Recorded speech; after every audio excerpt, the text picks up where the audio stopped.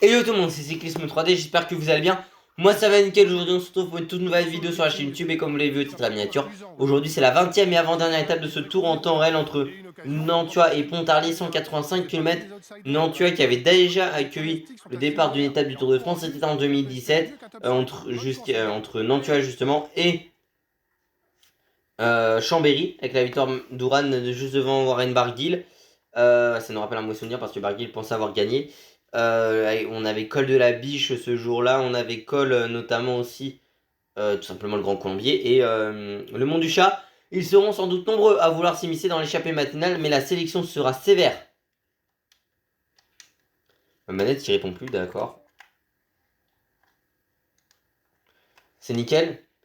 Sera sévère pour en faire partie, avec notamment l'ascension du col de la Croix Serra. Le profil accidenté dans le dernier tiers du parcours donnera au plus fort l'occasion de se détacher pour finir en solo ou en petit comité. C'est vrai que ça fait quand même quelques jours, même plus d'une semaine que j'ai plus fait patrimoine au final sur ce tour en temps réel. Bon, parce que déjà j'ai dû enchaîner les tournages avant de partir en vacances et puis on est en montagne. Vous voyez quand même que les principaux favoris c'est les leaders du général quand même pour cette étape.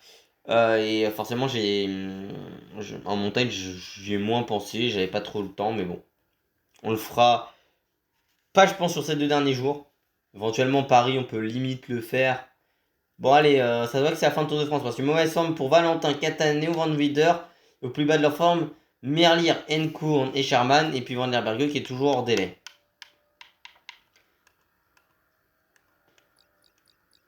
Et la note de récupération, pourtant, il a A en récup, Remco, ça lui donne un moins. Ah mais vas-y, vous avez vu les objectifs qu'il donne, c'est prendre la tête du général.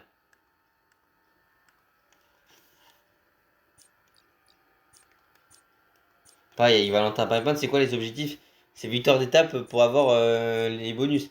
La note de récupération, c'est -2 avec le B, mais vu qu'il avait +1 avec conserver la tête du classement par points.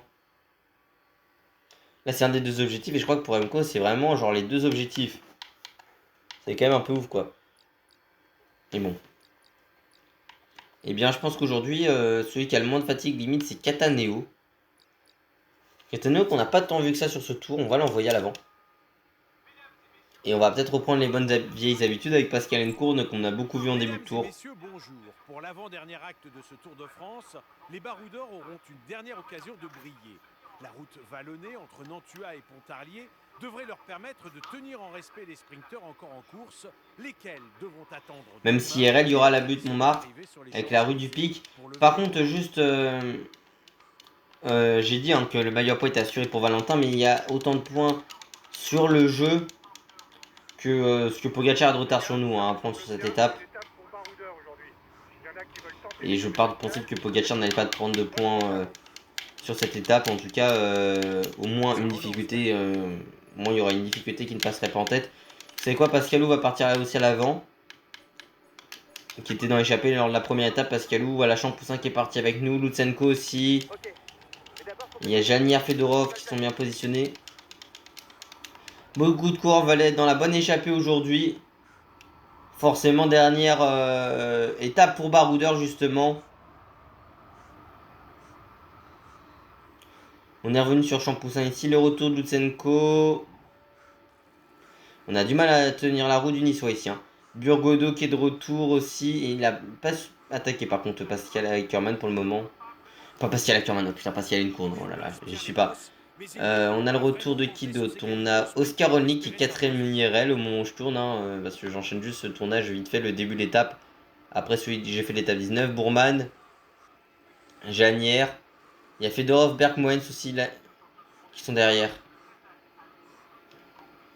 Ancien champion du monde espoir, le Kazakh Alex Lutsenko est un solide puncher. L'échappée créée, on est à 1 km 200 du sommet, j'ai galéré à ce que ça puisse enregistrer ici. Bon, ça enregistre seulement maintenant, on a Isaguirre, Bourman, Encontre qui a mis énormément de temps à revenir parce qu'il a attaqué avec 2,30 de retard. Alors je lui ai demandé d'attaquer dès le kilomètre 0, c'est la logique TDF. Jordan Jegat, Mathieu Burgodo, on a 3 Astana, 3 total. Énergie, on a Yevgeny Fedorov qui est présent ici dans cette échappée. Est-ce que des gens vont faire est-ce que des coureurs vont faire les points alors que bah ils peuvent pas revenir théoriquement parce que on a gagné ce maillot là, écoutez. On serait sur un pro team, je vous dirais, quand on est le meilleur grimpeur sur une étape, ça nous ramène des points. Burgodo, j'ai dit qu'il était là. Tennyson, Chenko, Champoussin, Jagnard, voilà. Only, Bergpoints.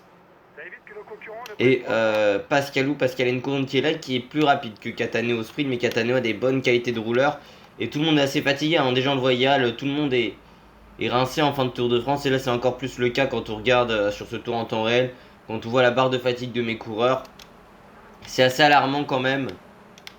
Je pense qu'on va demander à Pascalou de faire quelques petits relais. Hein. De toute façon il a beaucoup moins de barre bleue que Mattia Cataneo. Faudra faire attention à ce final parce que déjà une échappée peut perdre énormément de temps, même si l'on a 5 minutes d'avance. Et là aussi où il faudra faire attention, c'est que sur ce jeu, la note peine compte énormément, tout comme la barre de fatigue, et ça peut poser des questions dans le final. D'ailleurs, ça fait longtemps qu'on n'a plus fait un peu de patrimoine, donc je pense que ça peut être assez intéressant d'aller s'intéresser à la ville de Nantua, aujourd'hui, qui est une commune dans le département de l'Ain et sous-préfecture de ce même département. Et assez connu mondialement pour sa fameuse sauce Nantua qui s'accompagne si bien les quenelles de brochet. D'accord. Et il y a le musée départemental de la résistance et de la déportation qui rappelle l'histoire de la Seconde Guerre mondiale. Et il y a aussi un côté gastronomique que je viens de préciser. Et je pense que Pontarlier aussi, ça peut être assez intéressant à en parler. Pontarlier, Pontarlier qui est dans le Doubs. Et qui, oui, dans Franche-Comté historiquement et maintenant administratif Bourgogne-Franche-Comté, situé dans le Jura et les frontalières de la Suisse, est traversé par le Doubs. Et Pontarlier, c'est connu car on retrouve la production de comté et des salaisons qui sont produits labellisés, font partie de ces savoir-faire auxquels ils tiennent. Mais il est aussi de même pour l'apéritif anisé local, le Pontarlier qui succède à l'absinthe dans la ville qui fut le berceau pendant plus d'un siècle de 1815 à 1915. 1105 pardon à 1915. Très bien, écoutez. On a Champagnol, on va pouvoir faire une partie histoire à Champagnol. Champagnol, c'était la 19e étape du Tour de France en 2020. 19e étape du Tour de France remportée en solitaire par un certain Søren Kragh Andersen, qui s'était imposé à 2 reprises cette année-là sur le Tour de France. Il s'était imposé en direction de Lyon et justement aussi à Champagnol. Et c'est cette formation donc Pique-Nique Postenel aujourd'hui, hein, mais qui était la DSM à l'époque, qui avait aussi remporté avec Wout van Aert, ce que je raconte. Non, avec Marc Hirschi, l'étape qui arrivait en direction de Saran, avec le Sukhomey à ce moment-là, en Corrèze. Et on se retrouve ici pour le sprint intermédiaire qu'on va pas jouer. Son maillot vert, je pense pas qu'on peut le shipper encore. On peut voir éventuellement il y a combien de points. Bah, c'est vrai que dit comme ça, on n'est pas à tant de points que ça de Jasper Philipsen.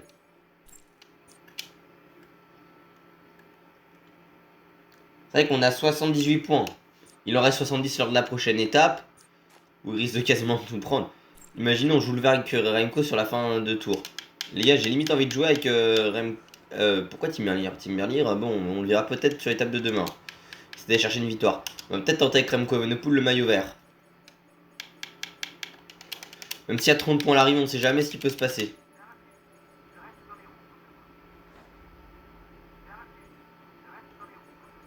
Si Philipsen craque dans le final et que demain on fait la fameuse technique d'attaquer au niveau du tunnel.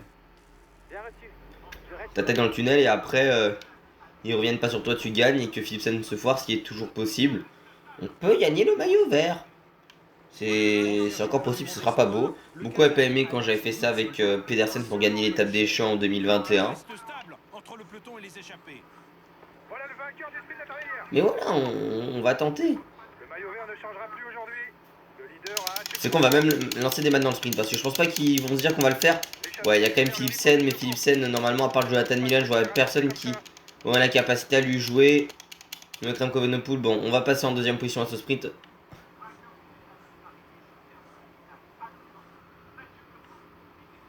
Ouais, il a fini deuxième étape du Tour de France aussi, Burgodo, après sa victoire à Paris-Nice. C'était en direction... C'était la victoire remportée là par un certain Ion Izagirre. à Bellevue en Beaujolais. Mais il a fini 3ème aussi au sommet de, de Saint-Gervais en 2023. Et puis là, il remporté l'an dernier le Tour C'est l'heure du ravitaillement pour d'Istanbul. l'avant de la course.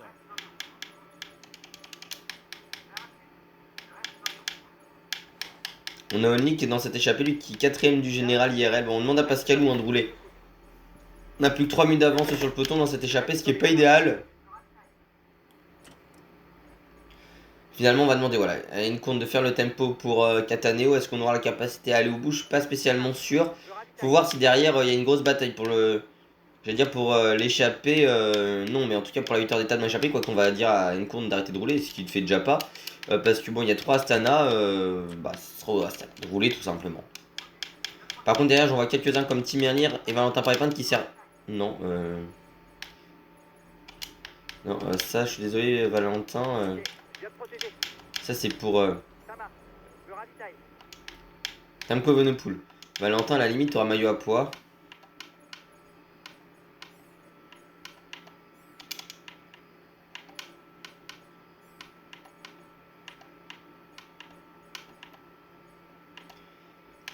Allez, et on va donner le gel bleu à ces deux coureurs-là. Je pense que, aussi en ce qui concerne un coureur comme Ilan Van Wieder, on va lui donner ce gel bleu. D'ailleurs, Van Wieder, on va lui demander de protéger Remco Evenepoel.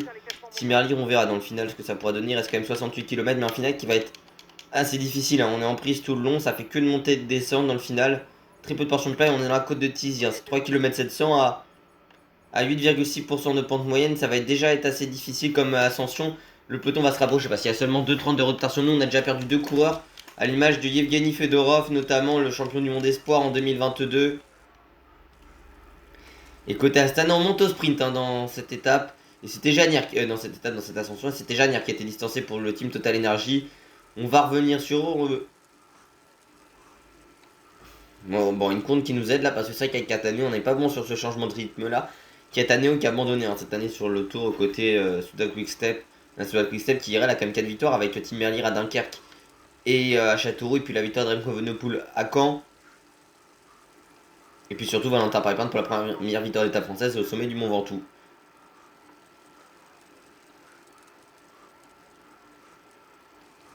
Et là, on a un groupe de 4 qui est parti. On a Burgodo. On retrouve également Oscar Olny, Yon Izagirre devant.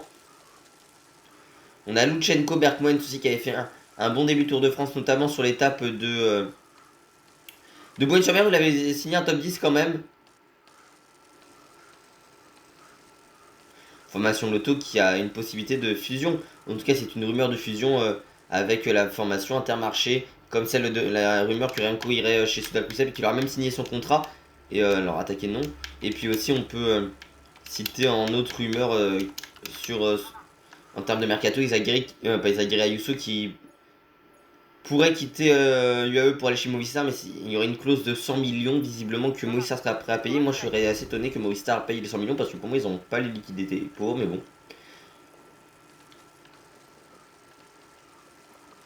Et puis en ce qui concerne, c'est Sean Poussin qui est devant. Côté français avec Burgodo dans le duo, dans le quatuor tête, pardon, avec Yon Izagirre et Oscar Only. Et puis il y a aussi Vauclin qui pourrait aller chez Ineos, mais Ineos avec les soupçons de dopage par rapport à un médecin de l'équipe qui a quitté, hein, enfin qui était encore dans le staff et qui a quitté l'équipe sur ce Tour de France là. Plus le fait que Arkea pourrait potentiellement prolonger. En tout cas, si ils ont des nouveaux partenaires, Vauclin ne serait pas contre prolonger à la Arkea. On a récupéré Lutsenko, Burgodo et Yon Izagirre ici. C'est Pascalou qui va rouler. Il y a Berkmoens toujours ici, Oscar Only. Enfin, Lutsenko est avec nous, mais c'est plutôt Oscar Only qui est là. Jordan Jegat, Emmanuel Bourman. On a encore 10 coureurs ici, on a récupéré une minute sur le peloton dans cette ascension. Après, ça descend pas des masses, hein. On va demander quand même. Ah voilà, j'ai demandé à une compte de sacrifier, mais voilà, il va nous protéger surtout, voilà. Enfin, nous protéger, là, on va lui demander surtout de nous protéger. C'était plutôt, voilà, dresser dans les roues en ce qui concerne Pascalou. On va donner le gel bleu à Maximan Sherman au passage derrière. Hein. Sherman qui... Putain, mais le joystick, il a du mal, hein. Remco Evenepoel qui est toujours présent, qui a pas mal de barres blancs encore Remco. Peut-être dans le final on pourrait tenter hein, si le peloton se rapproche, ce qui est le cas d'ailleurs, et on va demander à Pascalou de passer à 110, hein, parce qu'écoutez, il va certes se cramer, mais bon écoutez, dans ce groupe là visiblement on est beaucoup à être cramé, et le peloton se rapproche, il est même qu'à 1,50 le peloton. Allez, Pascalou qui va imprimer son dernier relais, mais qui va être distancé, voilà, il va attendre même Remco Evenepoel dans cette étape. Est-ce qu'on est bien ici avec Cattaneo? On va peut-être faire une connerie en prenant le turbogel maintenant, mais bon écoutez. Et on va attaquer. Voilà, avec Cattaneo, on essaie de faire une grosse attaque ici. On voit le peloton qui se rapproche. On dirait que c'est pas la meilleure entente dans ce groupe-là. On va essayer de relancer cette échappée, notamment Jordan Jegat qui est en difficulté ici. On a Lutsenko également, Bourman distancé, mais Bourman on le voyait en difficulté tout à l'heure. Hein. Sur le sommet de la difficulté précédente, on l'avait vu qui était, vous savez, à peu près dans la position de défaillance là, à regarder, enfin à baisser la tête et à écarter les jambes. Bah voilà, il est distancé, tout comme Jordan Jegat, on leur a déjà mis 1 minute 30 à eux. Lutsenko qui a plus de 30 secondes, tout comme Oscar Only. Alors on n'aura pas la barre bleue pour tenir, mais on tente quelque chose ici avec Mattia Cattaneo sur ce tour. Le seul qu'on aura moins vu, effectivement, c'est Van Wieder, sur lequel on n'est quasiment pas passé, même si on a fait un contre-la-montre avec lui au final. J'aurais dû faire les deux contre-la-montre avec Van Wieder, mais on a fait le chrono de Peyrayud avec Ilan, et puis on a fait aussi... Bon, on a forcément beaucoup joué Valentin, beaucoup joué Remco, Tim Merlier aussi. Pascal Encourn en début de tour, où on a pris beaucoup de points au classement de la montagne avec lui. Et on a fait pas mal d'échappées. Puis évidemment, Van der Berge qu'on a assez peu vu, même si on a fait une échappée avec lui sur ce tour. Avant qu'il soit hors délai. Je crois que c'était peut-être l'étape de Laval qu'on est parti en échappée avec lui. Laval ou Mur de Bretagne. Charman qu'on n'a pas tant vu que ça. Putain, mes virages ils sont catastrophiques ici. Hein. Mais on relance. Allez, on a pourquoi pas une position héros qu'on peut essayer de prendre ici en recherche de vitesse. Voilà, c'est parti. Et on voit derrière, on a un groupe de 6 à notre chasse. On a perdu Gilliat, Encourn et Emmanuel Bourman. On n'est plus que 7, pourquoi pas. Avec les rescapés de cette échappée. Même si au final on voit que ça revient derrière. Hein. Enfin, ça revient pas justement, mais...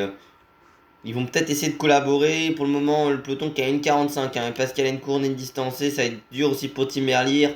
Pour Valentin également. Ouais, Tim Merlier, on va lui dire maintenant... on va pas s'accrocher pour Tim Merlier parce qu'il y a quand même une étape de main importante pour lui. Et Champs-Élysées, ce sera sa dernière occasion de gagner une étape sur ce tour. Nous, niveau barre bleue, on va pas pouvoir tenir avec Mattia Cattaneo. Ça remonte ici, hein, mais on a beaucoup de portions montantes ou en faux plat même. Que ce soit montant ou descendant.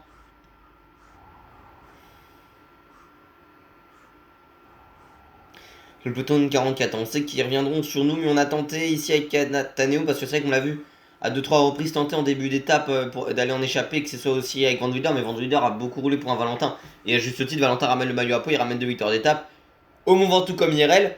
C'est pour ça que je pensais, pourquoi pas, le Mont Ventoux, que ça pourrait être une victoire d'étape française. Je pensais soit Lenny ou à Valentin. Au final, Valentin s'est imposé. Et puis un autre coureur qui s'est imposé à juste titre, enfin un autre endroit qui s'est imposé, c'était à Boulogne-sur-Mer.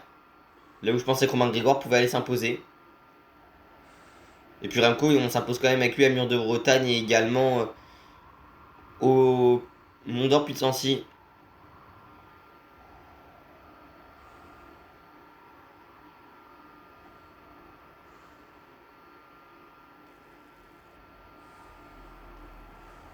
Allez, le peloton derrière, ils sont plus que 96. Hein. Le peloton qui a 1 minute 30 derrière, mais on n'arrivera pas à résister par rapport à eux. C'est dur pour Mathia, on le sait, hein, que cette étape elle fait mal. Surtout avec la note de pleine, la note de récupération. Parce que là, dans le groupe derrière, il y en a beaucoup qui sont très bien. Regardez, Philipsen est lâché. Ce qui peut être une bonne opération pour Remco Evenepoel. Alors il y aura encore des sprinters ici, mais avec Remco Evenepoel, si on entend quelque chose dans le final et qu'on peut s'isoler, ça pourrait être intéressant. On a quasiment la minute d'avance sur le groupe de derrière, mais voilà, une 30 d'avance sur le peloton. Malheureusement, ça ne tiendra pas pour Mattia Cattaneo. On a bien tenté ici. On a passé quelques relais en début d'étape qui auraient pu être... enfin, qui finalement nous auront porté préjudice. Après, on est en fin de tour, honnêtement. Voilà, on sait qu'on n'aura pas les jambes pour tenir. Voilà, une 40 d'avance sur le peloton, même si l'écart remonte de quelques secondes ici, alors que bah, on est un peu en difficulté, voilà.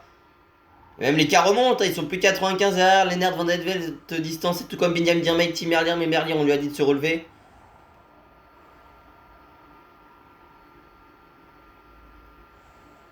Et 2 minutes d'avance sur le peloton, les gars. Ouais, 2 minutes, c'est plutôt pas mal le ça comme écart. Même si là, ça va. L'écart va remonter, surtout qu'on on a plus de barre bleue en fait. Donc voilà, on est seulement sur notre barre rouge. Derrière, ils reviennent à 55 secondes. Le maximum qu'on a eu, c'était 59 secondes. On aurait pu franchir la barre de la minute, mais ce ne sera pas le cas malheureusement pour nous ici. On va abandonner malheureusement Mattia Cataneo. On va lui dire de continuer, mais malheureusement, ça ne passera pas pour lui.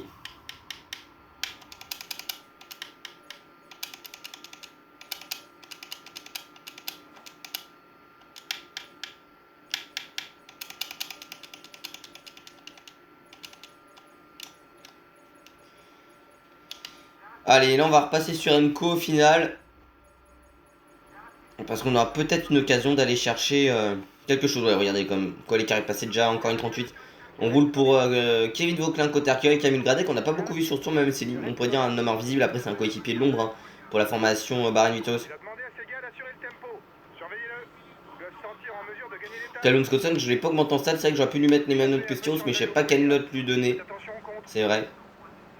Alors que il est très bon quand même Callum Scotson. Ouais, regardez l'écart à une 15 et puis on voit que l'échappée est revenu aussi à 26 secondes. Ils vont limite le récupérer. Bon, il y a Van Wider qui nous protège la côte de Longeville. 3 km 100 à 5,6% de pente moyenne. Au final, on roule sur notre coéquipier, mais bon, écoutez. On va tenter quelque chose dans le final ici. De cette étape, l'emballage final. Berkmoens, Olny sont récupérés. Tout comme Lucenko Burgodo.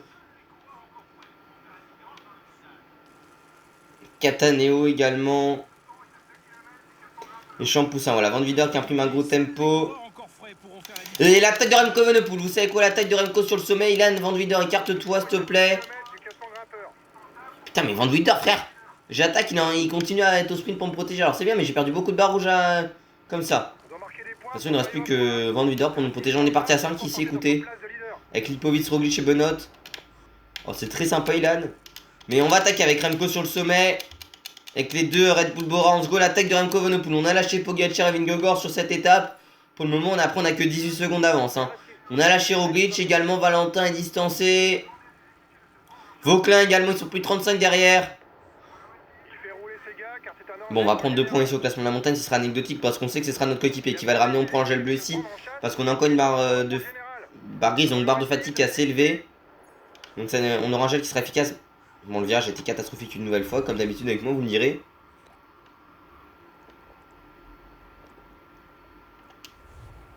Allez, on va essayer de se mettre en position de recherche de vitesse ici, en position aéro. Pour récupérer un petit peu. Ils sont plus que 30 derrière. Van Wider est distancé, Vauclin. On a avec Roglic et Lipovic. Il est avec qui, Van Wider? Il est avec Benelli. Alors celle-ci, je m'imaginais pas. Benelli distancé maintenant. On a 10 secondes d'avance. Lipovic qui amène son leader Primoz Roglic. En tout cas, leader sur le jeu parce que Lipovic, il est 3ème du général IRL. Maillot blanc de ce tour. Il me demande le relais, mais vous êtes deux, bah roulez les gars. Même si au final il y aurait plus intérêt pour moi, mais c'est le 3ème et 4ème du général et on a CDK entre nous deux. Même si hier il m'a mis pas mal de temps, Primoz. Plus que 20 km pour le groupe de tête. Derrière ils sont plus que 27, on réalise quelque chose d'assez intéressant avec Remco ici dans le final de cette étape. Voilà, on est parti, l'emballage final est lancé. On va quand même passer un relais à Lipovic parce que c'est pas assez. Enfin, je dirais que son relais est pas trop efficace là. Il reste 18 km avant l'arrivée. Final haletant ici en direction de Pontarlier dans le Doubs. Sur les terres d'Alexandre Pasteur. Comme ils l'ont si bien dit sur France Télé.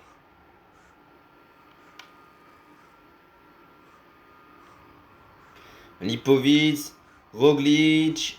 Toujours présent, ils vont revenir sur nous, mais ils ont du mal à boucher l'écart. Hein. C'est la Bahrain Victorious qui roule. Bon, ils doivent rouler pour but à gauche, je dirais. Allez, Lipovic qui passe un nouveau relais. Roglic, lui, n'en passe pas le moindre relais. On n'a toujours pas le maillot de la Red Bull d'ailleurs, au passage. La taille de Pogacar, celle-ci, on l'avait vu, la taille de Pogacar. Elle est tranchante, mais on arrive à prendre la roue avec Remco Evenepoel. On a bien su réagir, Pogacar. Qui veut revenir de l'arrière. Hein. Heureusement que ça retourne au bon moment. Et en plus que le DS nous a dit qu'il attaque. Bon, écoutez, voilà. On va se remettre ici, tranquille. Parce que c'est vrai que la barre bleue, maintenant, elle est pas mal descendue.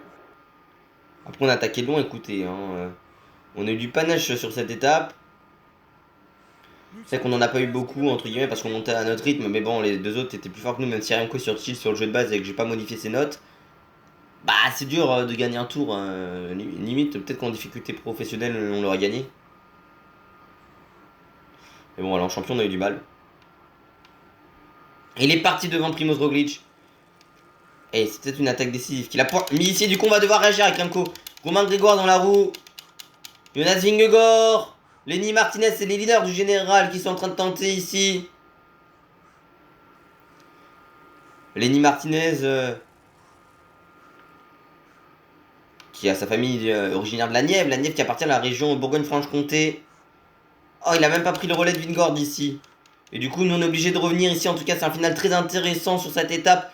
Et là, on a du mal à revenir. Il va nous manquer de la barre rouge avec Remco Evenepoel. On a du mal à revenir sur Roglic, mais je pense qu'on devra souffler. Au moment où on va revenir sur Primoz Pogacar qui est un peu plus loin. Il a une dizaine de secondes de nous. On va prendre la roue de Romain Grégoire. Vingegaard qui roule. Pogacar va revenir. De toute façon, on sera à peine 8. Et on va voir entre les 8 meilleurs de cette étape qui va attaquer. Est-ce que ça va se regarder? Je pense que ça va se regarder au bout d'un moment. Regardez, on vient de prendre la roue de Vingegaard. Attaque de Pogacar! Et Pogacar qui tente de s'isoler ici. Il y aura quelqu'un qui aura la capacité à revenir sur Pogacar au final, l'histoire de jouer le maillot vert sur la fin d'étape. Vous inquiétez pas que bon. Ce sera un peu compliqué. Voilà, on aura dit qu'on a fait ça pour les points ici, pour s'assurer la 3ème place, bien sûr.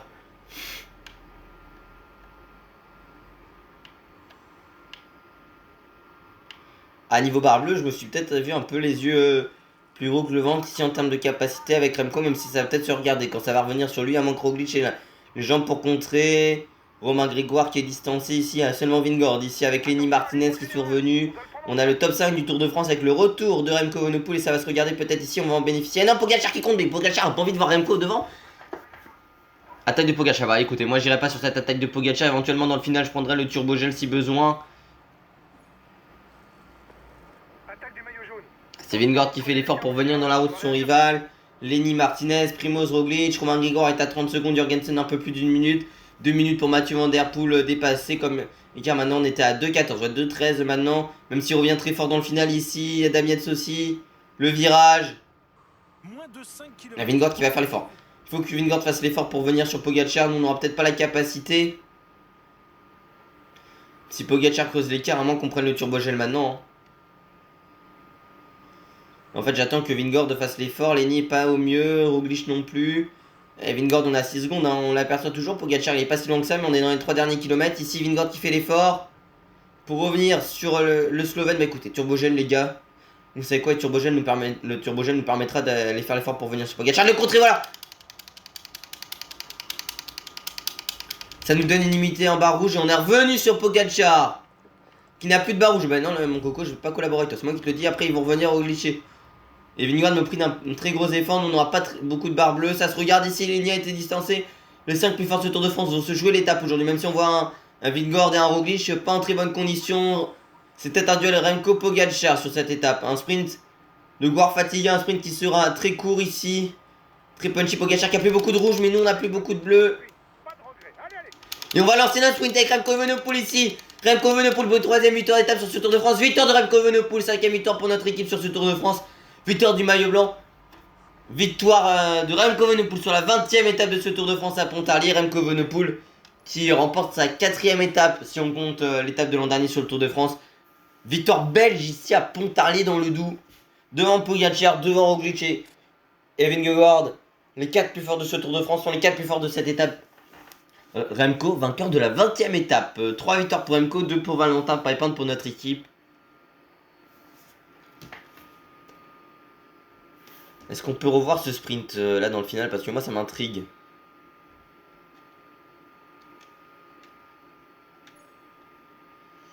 Est-ce qu'on peut essayer de voir un petit peu. Ouais, on va prendre ce plan là. Et Pogacar qui peut pas prendre notre roue sur cette accélération là.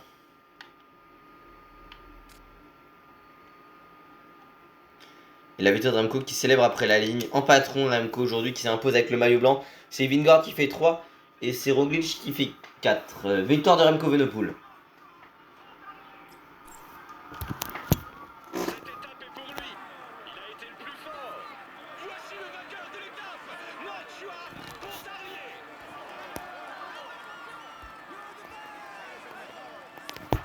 Il a su maîtriser ses adversaires pour s'imposer et lever Le maillot blanc pour Valentin, le maillot blanc pour Remco. Au final, le maillot vert, on va se replacer. Bon, l'étape des Champs-Élysées est assez particulière. En plus, il n'y a pas Montmartre. Tu aurais eu Montmartre, je t'aurais dit peut-être que le maillot vert, on peut aller chercher. Victoire de Remco Evenepoel, le belge de la Soudal Quick Step. En 4h14 minutes et 25 secondes avec 10 secondes de bonification pour lui. Le classement général.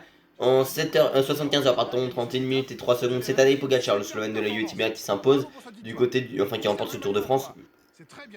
Sauf chute et abandon sur l'étape des Champs.